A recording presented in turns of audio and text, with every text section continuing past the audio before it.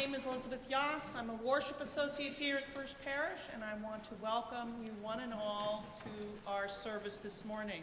If you are a visitor, a special welcome to you. Please come through these doors at the end of the service and come to our welcome kiosk where we have abundant amount of information about our church and our service. We also have things in the pews. Also today we have by our welcome kiosk a table to talk about our Ferry Beach weekend, which if you're new to the church is an excellent way to meet people. It is on Memorial Day weekend, and you can find out all about it in Parish Hall this morning, and I hope you'll do that. Today is a wonderful multi-generational service. This is a reminder that our children will be staying in our sanctuary this morning.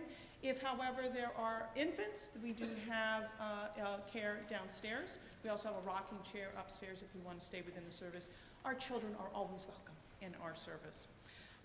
We do have a few announcements this morning, one of which is we have a congregational meeting after church today about the capital campaign. So that will be right at noon, I believe, right here in the sanctuary. And we also have a special announcement from Lisa Maria. Good morning. How many of you have gotten your tickets for Voices on the Green this coming Friday? That is fantastic. Also, we might be selling out of adult tickets. We have not sold out of children's tickets. So, if you are a family with children who are hoping to go to Voices on the Green this Friday, please hop on that ticket purchasing today at Social Hour. And if you're an adult without kids, please also get your tickets. Timing is everything. Our children's program will be led again by Marlon Carey, who is a poet, educator, musician, so you know this is going to be a very good time. And the program here in the sanctuary will be hosted by our very lovely Reggie O'Hare Gibson, and will feature speakers of all walks of Lexington's community. Thank you very much. Please, please buy your tickets.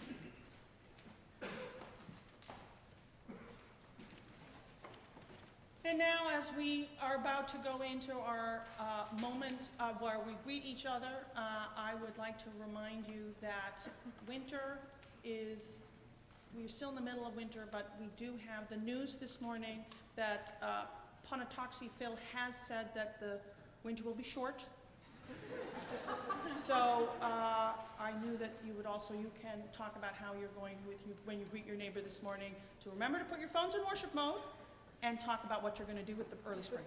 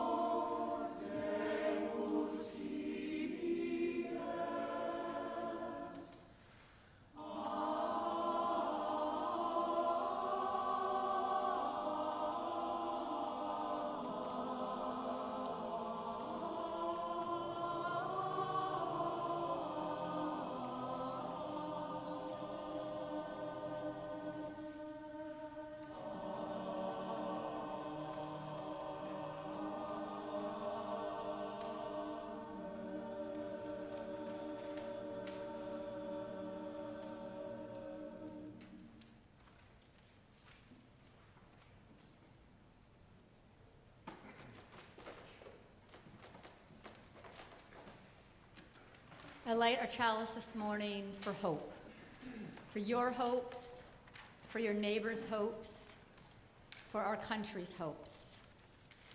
May this light guide us towards making a better world. Please join in singing our chalice lighting response.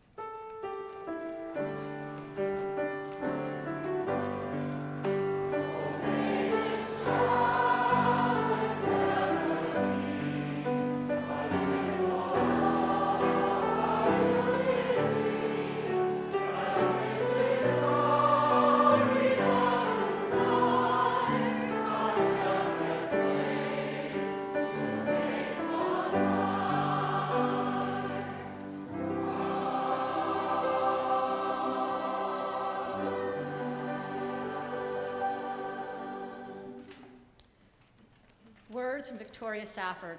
Our mission is to plant ourselves at the gates of hope, not the prudent gates of optimism, which are somewhat narrower, not the stalwart, boring gates of common sense, nor the strident gates of self-righteousness, which creak on shrill and angry hinges.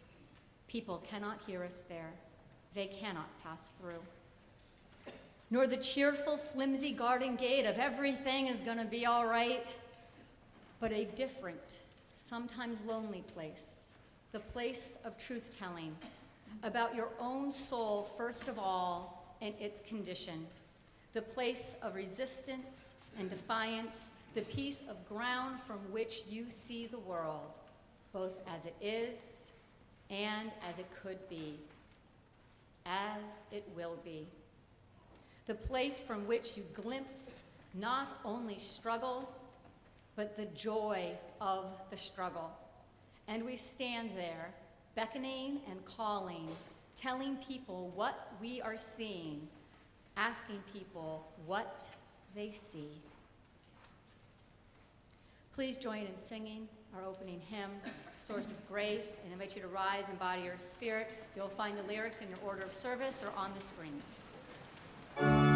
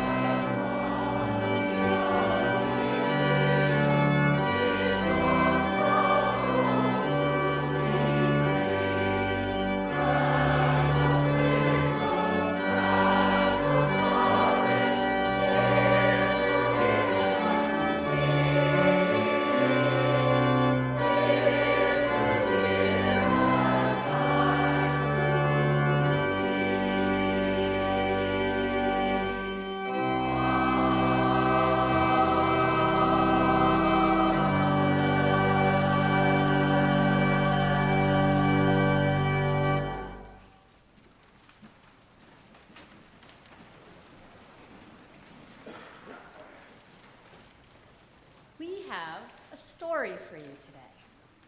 A story to be told, a story to be received, a story for you to also engage with. At times during our story today, we will sing the hymn, Guide My Feet. And the lyrics will be on the screen, but if you wish to see the music, you can find that in your gray hymnal, number 348. We will be singing only one verse at a time. And now, our story begins. Once upon a time, there was a kingdom. There had been many wonderful rulers of this kingdom for generations. Tsar Julian had been just and noble, as were his descendants. Queen Maxine had brought prosperity and peace that she passed on to her sisters and nieces for generations. The last ruler, Emperor Eduardo, had ruled in harmony for 70 years, and they left a kingdom of peace and happiness. But after Eduardo, the kingdom was unable to find a ruler. And Eduardo had left them with a prophecy that was, as the head of the body withers, in its place shall flourish the beating core of love and peace contained within all of the eyes of the King of Hope. This made no sense to the people of the kingdom.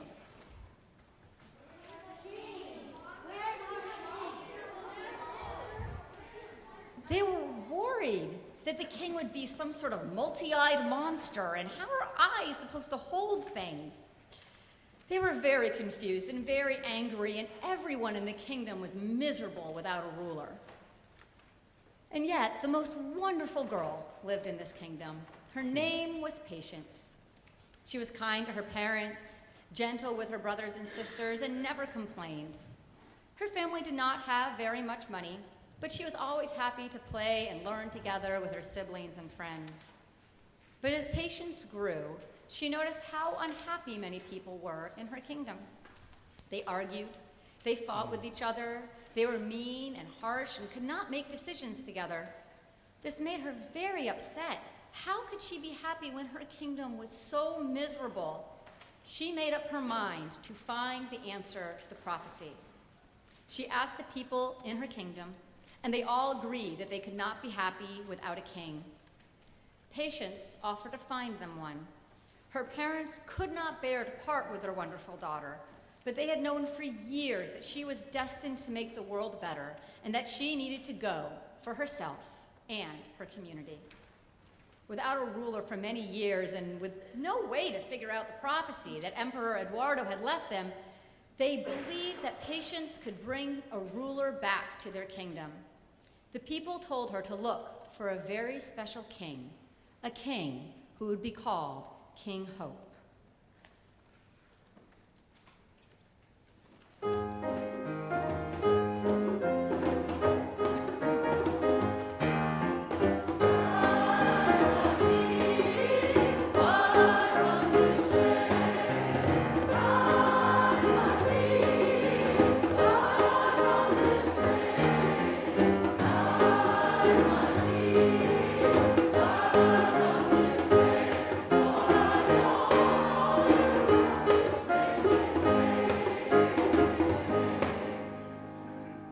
Set off on her journey in search of King Hope. She looked high and low. For many days and nights, she wandered through the forests, across the plains, thinking of nothing but bringing happiness to her kingdom.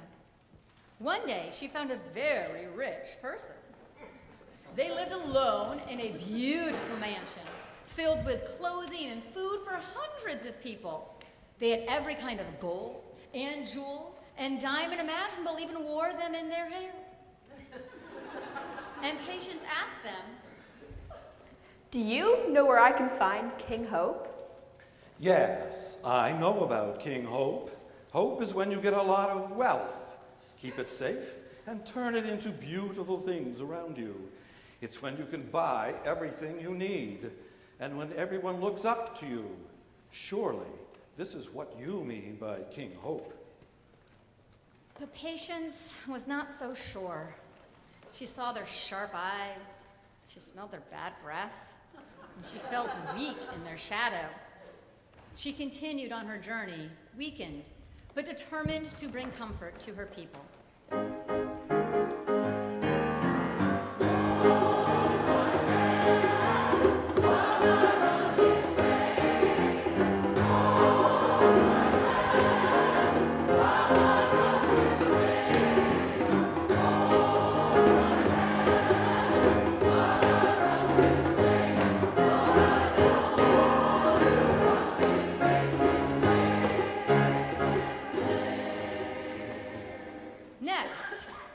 She found she found a wicked smart person. They lived alone in a tall house filled with books, ink, and paper for hundreds of students. They were a great scholar who had every kind of degree, qualification, and accolade imaginable. And Patience asked them, Do you know where I can find King Hope? Yes, I know about King Hope. Hope is when you know everything there is to know, when you're smarter than everyone else, when you know all the answers and everyone looks up to you. Surely this is what you mean by King Hope. But Patience was not so sure. She saw their slick smile, she heard their hollow laugh, and she felt worthless in their shadow. She continued on her journey, feeling not whole, but continuing her search to bring peace to her people.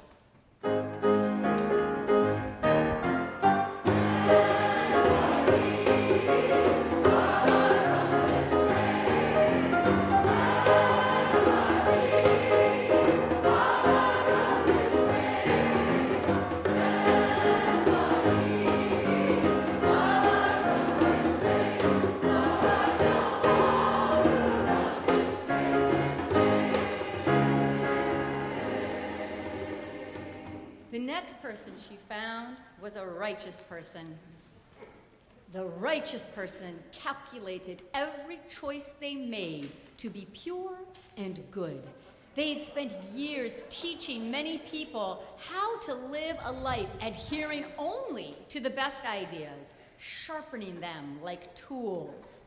If you asked the righteous person to solve a quarrel between two people, their answer would cut through like finely polished steel, surgically revealing a pure and true path. Patience asked, Do you know where I can find King Hope? Hope is when you know you have made the better decision than your neighbor. Hope can save you from being wrong. This is what you need in a ruler. But Patience was not sure. She saw the lack of empathy and quick decisions of the righteous person and felt cold in their shadow. Patience continued on her journey, ever more lonely, but even more committed to bringing hope to her people.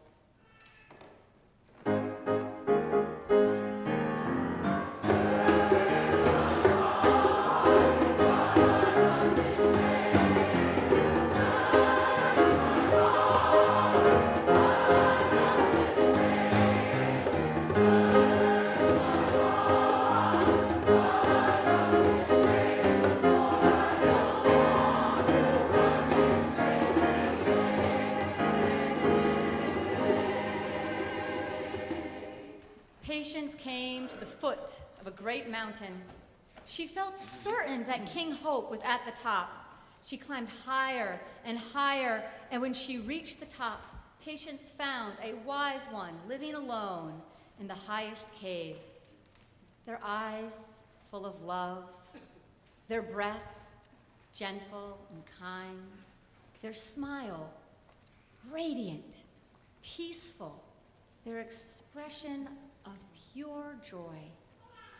The wise one looked up at her and smiled and said, I've been waiting for you. Patience took a deep breath. Are you King Hope? She asked, hoping to finally have completed her quest. No, you are.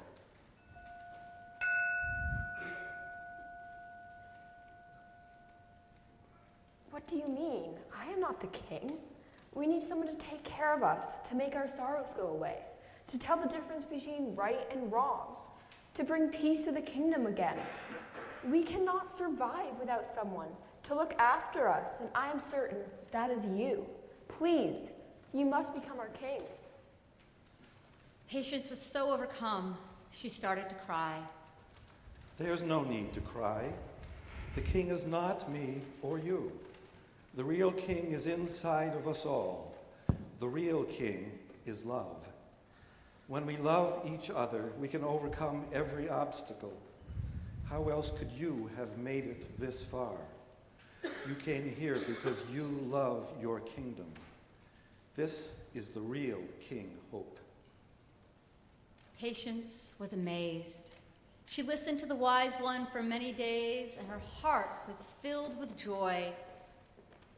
It was explained to her by the wise one that the power of her love, kindness, and compassion were what mattered. In time, she learned the ways of leading, and then the time had come for her to return to her kingdom.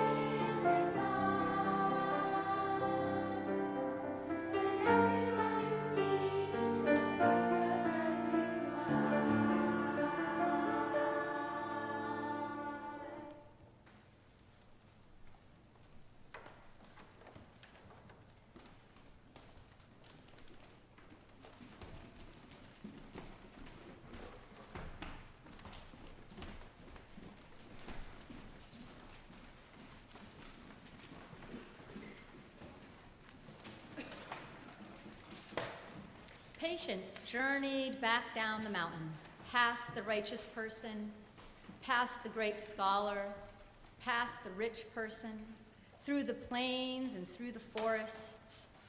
She came back to her kingdom, and her parents were overjoyed to welcome her home. The entire kingdom gathered around her in great anticipation. I have found King Hope. The people let out a great cry. Wonderful! They were delighted. At last they would have peace. Where is he, they said. You are all King Hope. You are all the answer. When we can learn to love each other, we will no longer need a king. When we can be kind, compassionate, and gentle with each other, when we learn how to listen, we will find all the answers. Peace comes because of love, not by fighting over who is right and who is to blame. Peace is the same as love. The kingdom was quiet. They knew she was right. Patience taught her kingdom for many months, and eventually they were able to love each other when they looked into one another's eyes. And at the heart of the kingdom was a beating core of love and peace. Before we sing our next hymn, I would like to say a big thank you to Ben Soul, Ella Taibbi, Elizabeth Biaz, and our children's choir, and all of you for making this wonderful story come alive today. Thank you.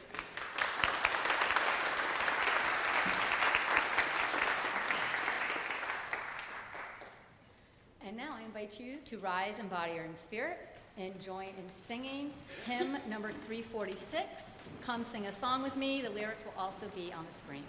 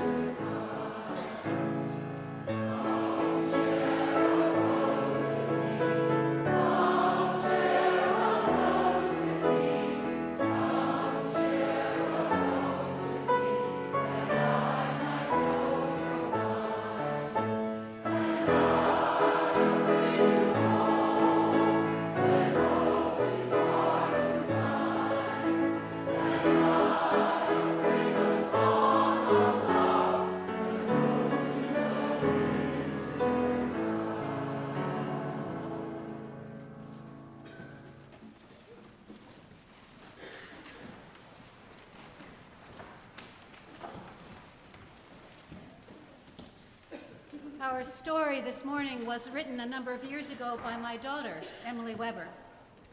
Emily had been studying Buddhism at the Garshan Institute, and she was a devoted practitioner. She offered such wisdom in that story, and I'm so glad that we were able to share that with you today. She wrote this story for me when the congregation I was serving in Pennsylvania was reeling after a number of disturbing events, and their ministers had been asked to resign. I was serving as the director of music and pastoral care, and suddenly we had a leadership gap. Suffice it to say that it was a challenging moment for me to step into my first solo ministry. With great change comes a sense of instability in transition, and people did not know where to turn. It was my task to help us all find our way. And instead of placing all that responsibility on myself to become the perfect leader in a time of crisis, I asked all of us to examine ourselves, our roles, our expectations, and our relationships. I knew that one person could not step into a crisis and make everything well. There were many things I could do, like providing the opportunity for us to come together again and talk, to build trust, to mourn, to begin to vision again. And eventually, we did come together to celebrate. There were many things I could help with, but I could not do the work of the people all by myself. I learned a lot about leadership in those days, and I learned a lot about the strength and the resilience of people. One of the fallacies of our country is the notion that finding the perfect leader is the only way out of crisis. We are facing that these days with the presidential primaries so close at hand. The decision is impossible to make when we think that we need to find the perfect leader and that one person alone will be able to transform the struggles that we currently face. This weekend, we wait breathlessly near the end of the impeachment trial, with our senators having decided to exclude the testimony of witnesses. Many people are declaiming that our democracy is in danger. But just as finding the perfect leader is not the only way out of crisis, the lack of a perfect leader is not the only reason for our current crisis. As our story showed us, we must find hope within ourselves and within each other. As we sang, "I'll bring you hope," when hope is hard to find. We need this from each other, my friends, desperately, faithfully. But today I'm finding it hard to identify just where to place my hope. And so, as is my wont, I began to explore just what the word hope means. The concept of hope has a long history in psychology and related fields. Scholars described hope as an emotion, as a desire to be in a different situation in the future. And I know I sure feel that one right now. I bet you do too. It is also a cognitive coping process. It is a belief that our actions, or the actions of others, can actualize a desired outcome.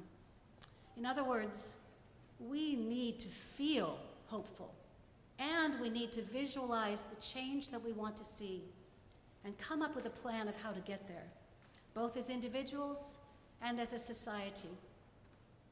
According to psychologists like C.R. Snyder, hope consists of an individual's thinking about goals, having a sense of motivation or agency to achieve set goals, and developing strategies to meet those goals. Hope is distinguishable from optimistic or wishful thinking, given its cognitive process of strategizing goals and compared to the mere desire for an outcome that describes optimism or wishful thinking. But another important element of hope is that we don't do it alone. Studies have found that joining with others, like we do here at church, helps individuals cope with illness and loss, and helps us all to achieve hope, whether it be the emotion or the actual plans to achieve it. We need each other. We build hope with each other and in each other. We inspire each other. We help each other to cope. So please don't feel that you need to go it alone. It's much too difficult out there. A few years ago, Krista Tippett had an interview with the Pulitzer Prize-winning author Junot Diaz, who grew up in the Dominican Republic and in New Jersey, and I think still teaches at MIT. Speaking from his identity as a person of color growing up in an oppressive world, he said, "I'm a child of blackness. Blackness was not meant to survive, and we have survived, and we have thrived. And we've given this world more genius than we have ever received." Back in 2016, he wrote an article for The New Yorker called "Radical Hope is Our Best Weapon," where he said, "All the fighting in the world will not help us if we do not also have hope, which is not blind optimism, but radical hope." In the interview, Mr. Diaz said that for people like him who have experienced generations of oppression, hope is about living in community. And hope depends on how you constitute your community. He said, "How do you constitute your community?" "I'm not so arrogant," he said, "that I only constitute my community in a narrow and selective way. When I constitute my community, I think in a generative way, where I include the people who came before me, and I include the possibility of the people who will come after me. That opens up a lot more room," he said, "and a lot more space. If your community is no further than your inquiry, then it doesn't seem like any agency is possible. But if your community extends more generously, more capaciously, well, certainly there's lots of grounds for hope there, just by the way you framed your history, your reality. Framing is as important as anything." Mr. Diaz goes on to explain that for him, community moves beyond the here and now. It includes his ancestors who inspire him in the present. He said, "When I include my grandparents, who didn't have 1/10 of what I have, and yet who labored super heroically, when I include my great-great-grandparents, who lived on the edge of the explantation system and were at any moment at the danger of the violence and politics of these systems, and yet they labored super heroically toward a better life. When I include them in what I consider my community, or my compass of thinking and being and feeling, possibilities open that might not have been there if my gauge was narrow. If today," he said, "the last few months or the current administration is all you've got, it sure looks bleak. But when I think about me," says Junot Diaz, "when I think about my family, and hey, I always say this, but it's true," he says, "people used to own me. White people used to own bodies like mine. And when I look at what my community has done to change that, when I look over what my community has done to make democracy possible, when I look at what my community has taught this world about justice and about humanity in the face of abysmal inhumanities, well, I've got to tell you, that alters the calculus of hope, and it gives me hope." My friends, we will not run this race in vain. Let us join together with courage and with love. Take the wider view of time. Include the lessons of our ancestors and the futures of our children. Widen our sense of community so that together we will find radical hope. Amen, and blessed be.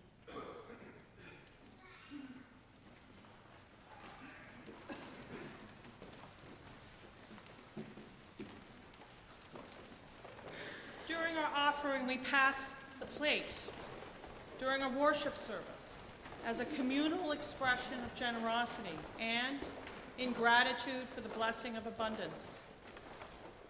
May this offering now be generously given and gratefully received.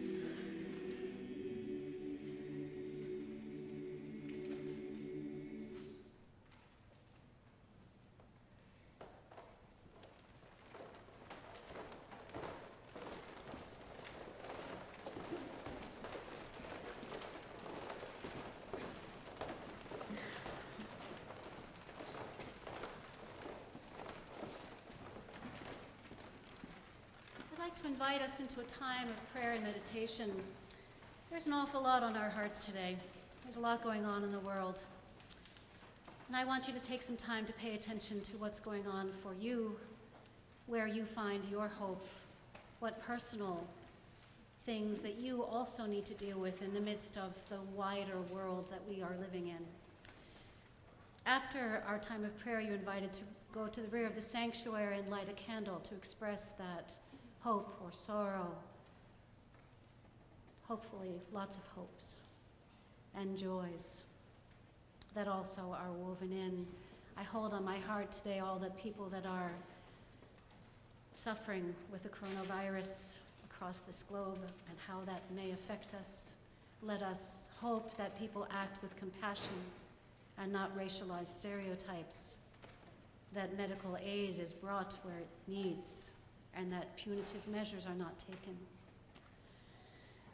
Like you, I was glued to my radio this week, listening to what our senators were discussing, and at the end of the week, instead of trying to write anything about that, I have found a very beautiful hymn that was written by a Presbyterian minister named Carolyn Winfrey Gillette. And she wrote this for these times. And so now I ask that we sing this hymn together. You can stay seated. It is set to an old and familiar tune, so I hope that you will recognize it. We did practice it with the choir once, so thank you, choir. But the words will be on the screen, and so I ask you just to sit and to read these words and sing them with us as together we pray for our leaders. Thank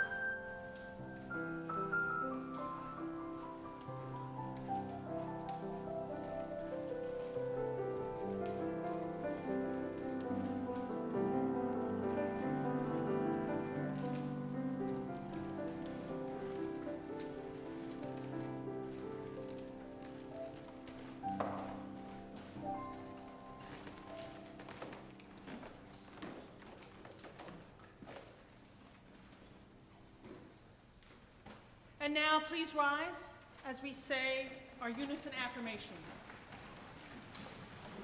Love is the doctrine of this church. The quest for truth is its sacrament, and service is its prayer. This is our great covenant, to dwell together in peace, to seek the truth in love, and to help one another to the end that all souls shall grow into harmony with the divine. And now please stay up. We're going to sing Sia Hamba together, and you will see that up on the slides.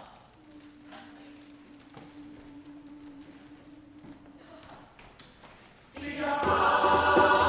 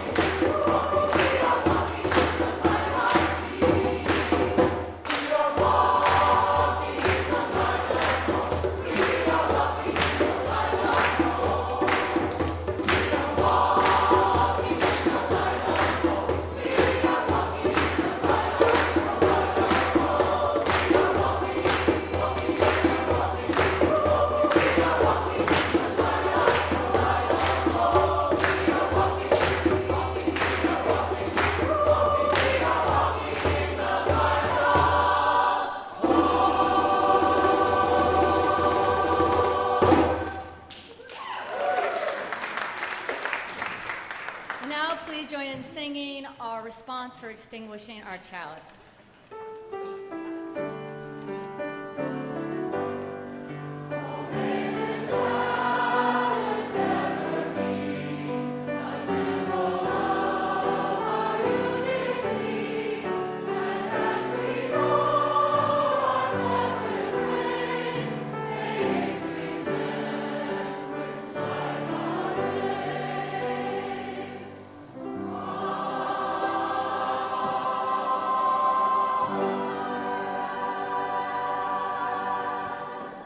When you stand at the gates of radical hope, tell people what you see.